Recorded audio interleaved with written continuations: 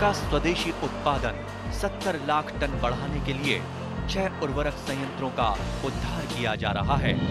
FCIL के गोरखपुर, सिंदरी, तलचर और रामागुंडम संयंत्र, HFCL की बरौनी इकाई और BVFCL की नामरू फोर्थ।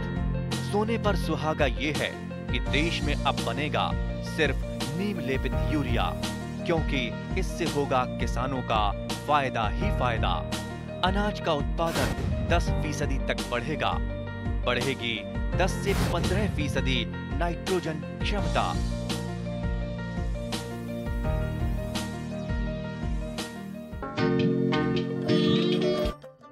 আমাৰ ৰাজ্যত কণী উৎপাদনৰ বাবে বছৰি 500 কোটি টকা ওলাই যায় বুলি কোৱা হয়।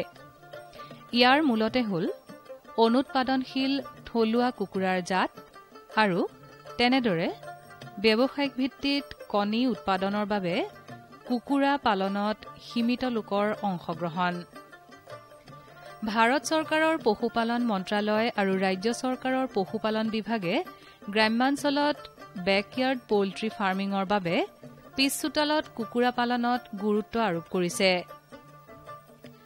অধিক উৎপাদনক্ষম লো ইনপুট টেকনলজিৰ কুকুৰা পালনেৰে পৰিয়ালৰ প্ৰয়োজনীয় প্ৰটিন পৰিপুষ্টি যোগোৱাৰ লগতে অতিৰিক্ত আয়ৰ পথ পাব পাৰে।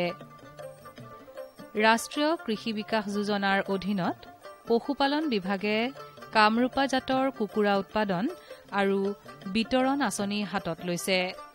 মন কৰিবলগীয়া যে অসম কৃষি বিশ্ববিদ্যালয়ে ভাৰতীয় কৃষি গৱেষণা পৰিষদৰ এক প্ৰকল্পৰ অধীনত থলুৱাভাৱে কামৰূপা জাতৰ উদ্ভাৱন কৰে।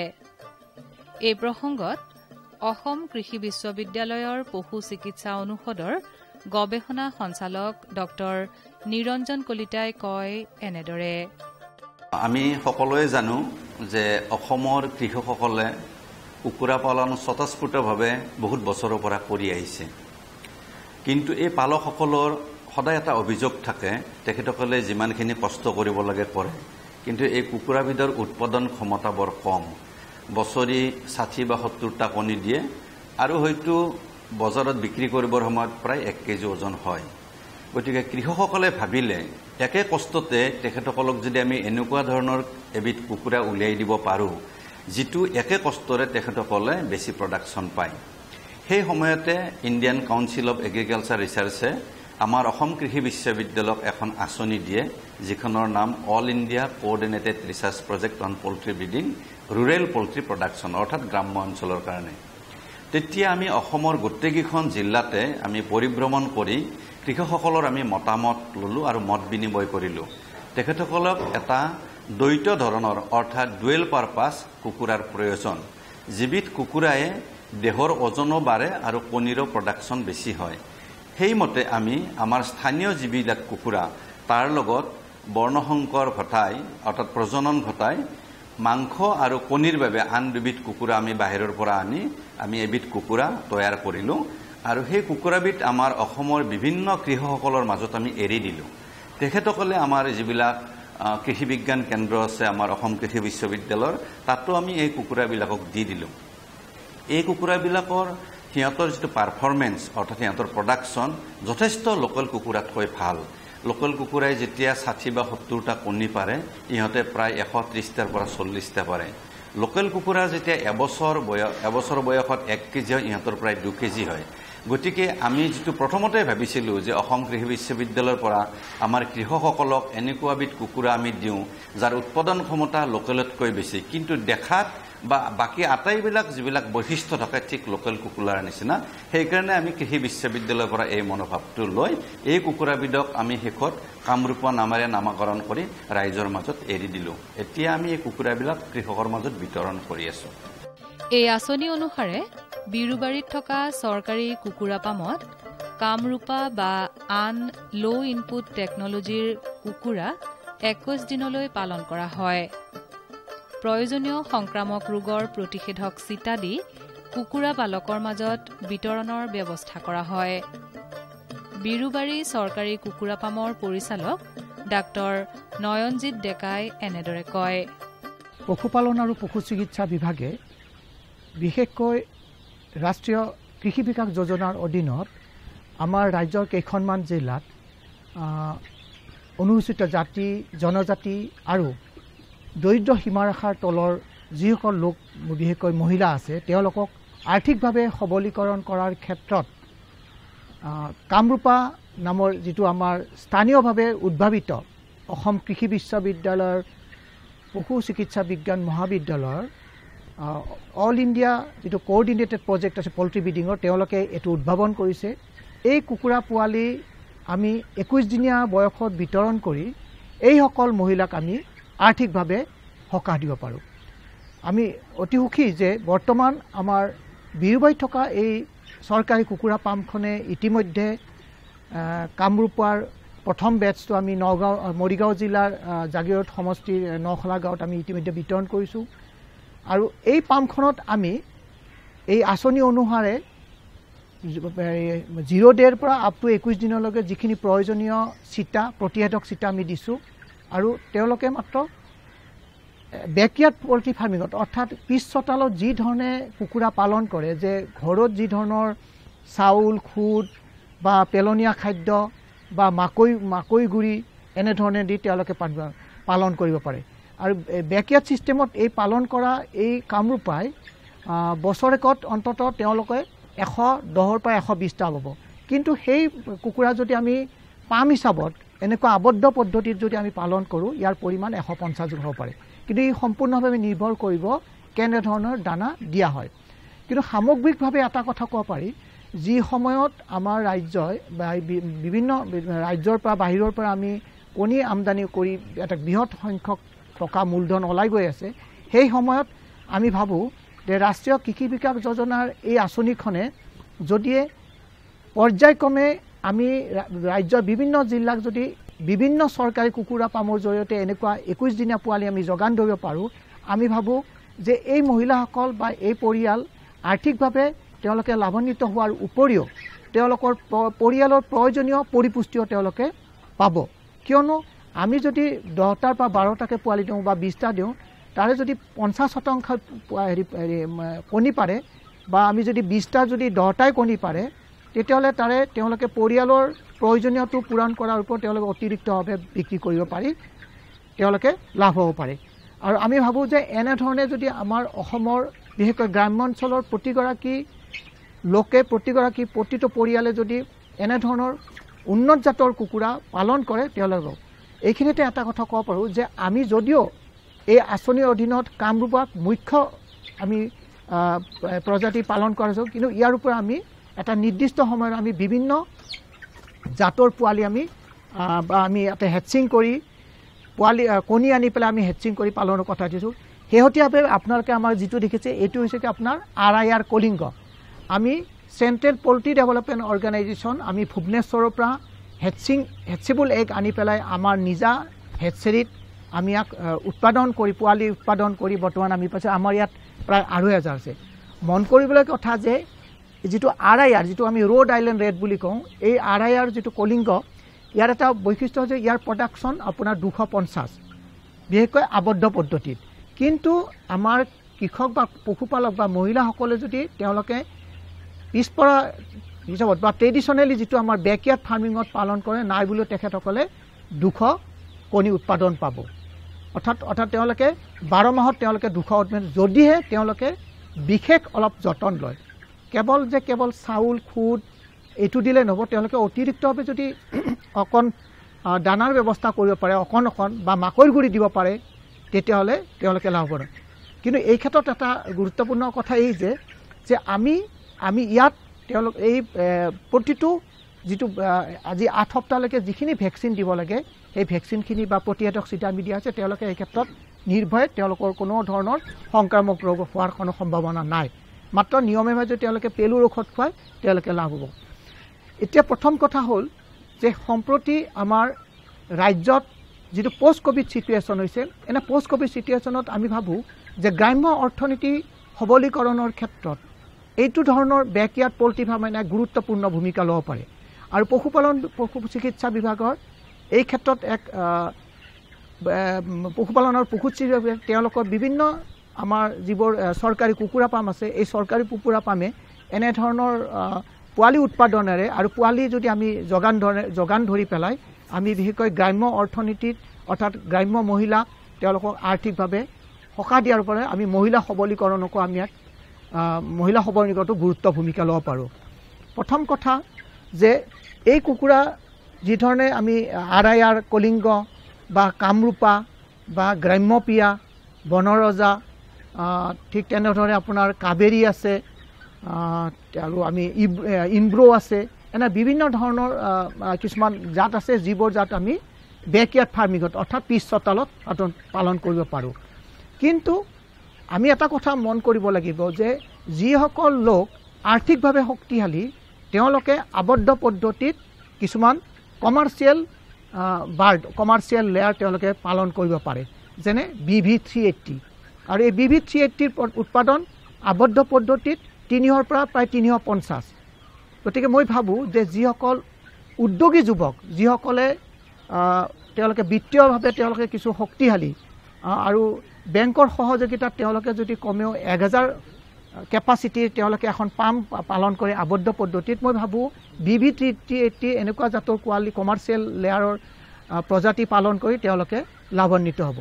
ঠিক সেইদৰে আমি আমাৰ লেভেলত চৰকাৰী লেভেলত আমি কেৱল এনেকুৱা ডুৱেল পাৰপাছ অৰ্থাৎ হয় কিছুমান এগ লেইং আছে আৰু কিছুমান দুইবিধ আছে অৰ্থাৎ তেওঁলোকে মাংসৰ কাৰণেও হয় আৰু কণী পৰাৰ কাৰণে হয়। কিন্তু আমি বৰ্তমান আৰায়াৰত কেৱল আমি এগ লেয়াৰ হিচাপতে আমি গুৰুত্ব দিছোঁ। গতিকে আমি ভাবোঁ যে আমাৰ যদি ৰাজ্যখনৰ কৃষক পশুপালকসকলে এই ক্ষেত্ৰত আগবাঢ়ি আহে আৰু আমাৰ যিবোৰ ব্যক্তিগত খণ্ডত যিবোৰ হেটচেৰী গঢ় লৈ উঠিছে সেই হেটচেৰীবিলাকে যদিহে তেওঁলোকে ব্ৰইলাৰ চিক প্ৰডাকশ্যনৰ উপৰিও তেওঁলোকে যদি উন্নত জাতৰ বিশেষকৈ এনেকুৱা বেকয়াৰ্ড পল্ট্ৰিৰ এই কলিংগ ব্ৰাউন, আৰায়াৰ, গ্ৰাম্যপ্ৰিয়া বা ইনব্ৰো এনে বিভিন্ন ধৰণৰ যিটো বেকয়াৰ্ড ফাৰ্মিং তেওঁলোকে যদি চিক প্ৰডাকশ্যন কৰে নিশ্চয় তেওঁলোকে এখন ভাল বজাৰ দখল কৰিব পাৰিব। ঠিক তেনেদৰে যিসকলে 1000 পৰ্যন্ত কুকুৰা পালন কৰি কমাৰ্চিয়েলি মানে ফাৰ্ম খুলিব খুজিছে তেওঁলোকে যদি BV300 বা BV380 পালন কৰিব পাৰোঁ।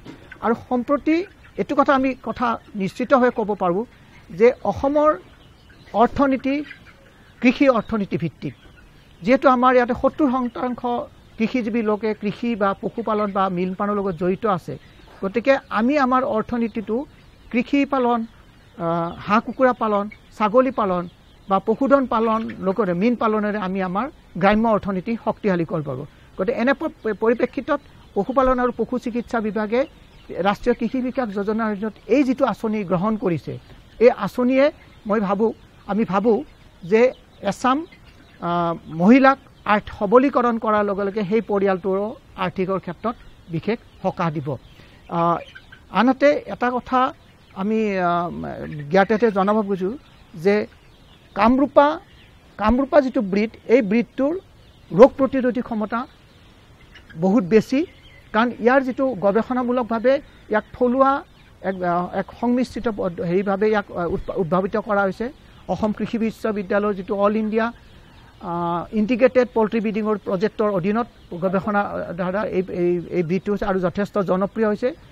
আটাইতকৈ লাভজনক বা গুৰুত্বপূৰ্ণ এটা দিশ হ'ল যে কামৰূপাৰ কোনো ধৰণৰ মানে ই যথেষ্ট শক্তিশালী আৰু ৰোগ প্ৰতিৰোধ ক্ষমতা যথেষ্ট বেছি। মই ভাবোঁ যে যিসকলে আগ্ৰহী তেওঁলোকে আমাৰ পৰা নহ'লেও অসম কৃষি বিশ্ববিদ্যালয়ৰ যিটো এই যে কামৰূপা প্ৰজেক্ট আছে এই কামৰূপা প্ৰজেক্টৰ পৰাও তেওঁলোকে কুকুৰা পোৱালি নি পেলাই তেওঁলোকে পালন কৰিব পাৰে। আৰু সামগ্ৰিকভাৱে এনেধৰণে যে অসমৰ প্ৰতিটো পৰিয়ালে তেওঁলোকে যদি কুকুৰা পালন কৰে তেওঁলোকে ঘৰুৱা চাহিদা পূৰণৰ উপৰিও তেওঁৰ ওচৰ চুবুৰীয়াৰো চাহিদা পূৰণ আৰু তেতিয়াহে আমি বাহিৰৰ পৰা যিটো আমদানিৰ যিটো আমাৰ প্ৰৱণতা সেইটো হ্ৰাস পাব। ব্ৰুডিং কুকুৰা পামৰ এক গুৰুত্বপূৰ্ণ দিশ। উমনি যন্ত্ৰৰ পৰা কণী ফাটি পোৱালি 21 দিনৰ পিছত ওলোৱাৰ লগে লগে সেই উত্তাপত ৰাখিব লাগে। তাৰ আগে আগে ব্ৰুডাৰসমূহ সাজু কৰি ৰখা হয়। প্ৰতিটো ব্ৰুডাৰত 280 ৱাটৰ বাল্ব ৰখা হয় যাতে প্ৰয়োজনীয় উত্তাপ পায় আৰু পোৱালিৰ সংখ্যাভিত্তিক ব্ৰুডাৰ স্থাপন কৰিব লাগে। এই প্ৰসংগত চৰকাৰী কুকুৰা পামৰ ক্ষেত্ৰ সহায়ক ইৰছাদ আলীয়ে এনেদৰে কয়। যেতিয়া তেওঁলোকক হেচাৰীৰ পৰা আপোনাৰ যিটো ব্ৰুডাৰ হাউচত দিয়া হয়, তেওঁলোকক আমি প্ৰথমতে কি কৰোঁ, তেওঁলোকৰ যিটো টেম্পাৰেচাৰ, সেই টেম্পাৰেচাৰ অনুপাতে আমি প্ৰথম সপ্তাহত 95 ডিগ্ৰী চেণ্টিগ্ৰেডত ৰাখোঁ, ফাৰেনহাইটত ৰাখোঁ, অৰ্থাৎ আপোনাৰ 32 চেণ্টিগ্ৰেডত আৰম্ভ হয়। ঠিক তেনেকৈ আমি নেক্সট সপ্তাহত তেওঁলোকে কি কৰোঁ, সেই টেম্পাৰেচাৰ কিছু কমাই আনো। নেক্সট সপ্তাহত আপোনাৰ ধৰক প্ৰথম 95 আছিলে 90 কৰোঁ, নেক্সট আমি 85, 80 6 সপ্তাহ তেওঁলোকক আমি তেনেকৈ ৰাখোঁ। সেই টেম্পাৰেচাৰ তেওঁলোকে ৰখা হয়। তথাপি কেতিয়াবা ৱেডাৰ অনুপাতে তেওঁলোকক অলপ বঢ়া কমা তেনেকৈ কৰা হয়।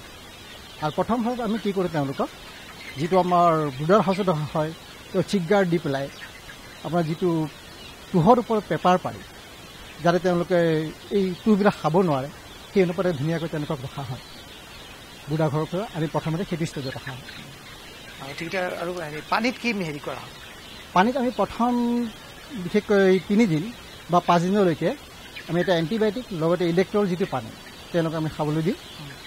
ইলেক্ট্ৰলটো আপোনাৰ যিটো গ্লুক'জ গোটেইখিনি থাকে, আৰু লগতে আপোনাৰ যিটো এণ্টিবায়'টিক হয়তো হেচাৰীৰ পৰা ওলাই অহাৰ পিছত কিছু ইনফেকশ্যন থাকিব পাৰে, সেইটো কাৰণে এণ্টিবায়'টিকটো মিলাই দিওঁ। তাৰপিছত দানাটো কেনেধৰণে আমি বঢ়াই যাওঁ? প্ৰথম সপ্তাহৰ পৰা আমি প্ৰথম দিনৰ পৰা তেওঁলোকক প্ৰতিটো পোৱালি 4 গ্ৰামৰ পৰা হিচাপত দিওঁ। 4 গ্ৰামৰ পৰা আৰম্ভ কৰি তেওঁলোকক সেই হিচাপে দানাটো দিয়া হয়। ঠিক এইটো প্ৰথম সপ্তাহলৈকে তেনেকুৱা থাকে, 4 পৰা 10 গ্ৰামলৈ। ঠিক ছেকেণ্ড সপ্তাহত 10ৰ পৰা আৰম্ভ হয়, 10-12ৰ পৰা আৰম্ভ হয়। ঠিক তেনেকৈ আপোনাৰ 16 বা 18লৈকে হয়। ঠিক তেনেকৈ গৈ লাষ্টত আমি লেয়াৰ ষ্টেজলৈ আমি প্ৰায় 40 পৰা 45 গ্ৰামলৈ প্ৰতিটো বাৰ্ডত দিওঁ দৈনিক। তাতে কি কি ধৰণৰ ভেকচিন মানে দিয়া হয়?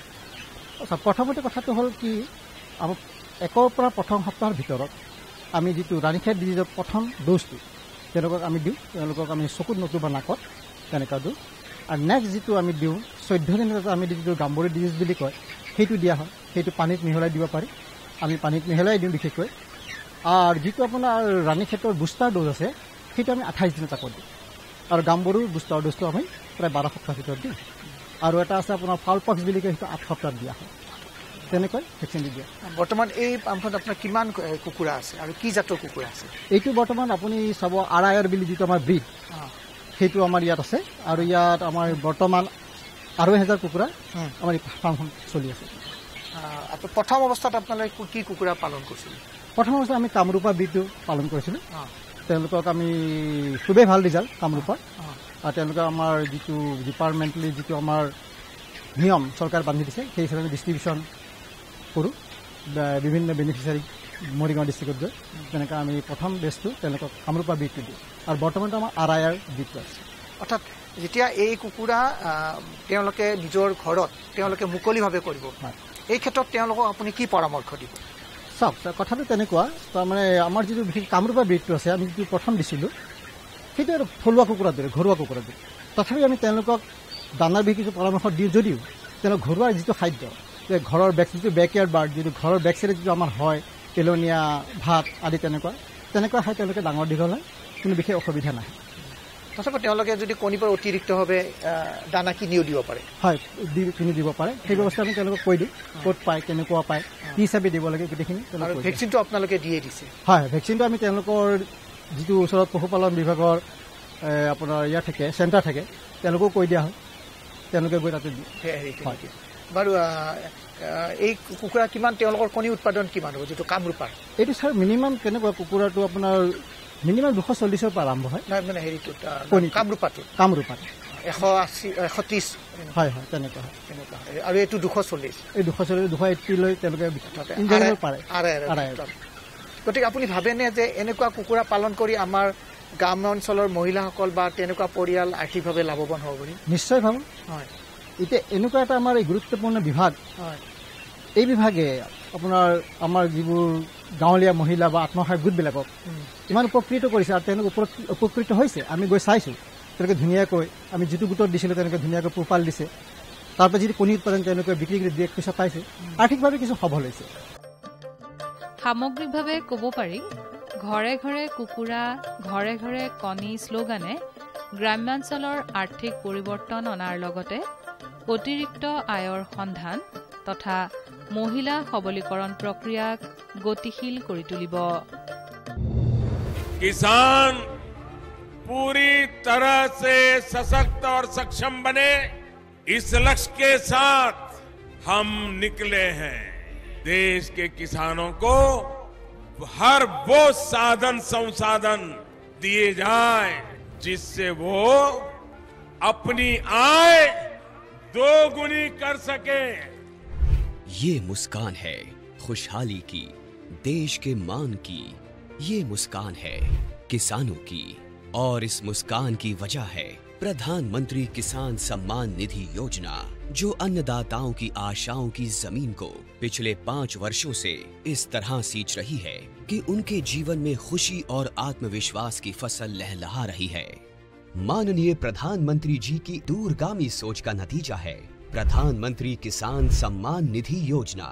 लगातार तीसरी बार चुनी गई सरकार का पहला निर्णय किसानों के बारे में है। माननीय प्रधानमंत्री द्वारा पीएम किसान योजना की 17वीं किस्त की फाइल पर किया गया हस्ताक्षर मेहनतकश अन्नदाताओं के प्रति सरकार की प्रतिबद्धता को दर्शाता है।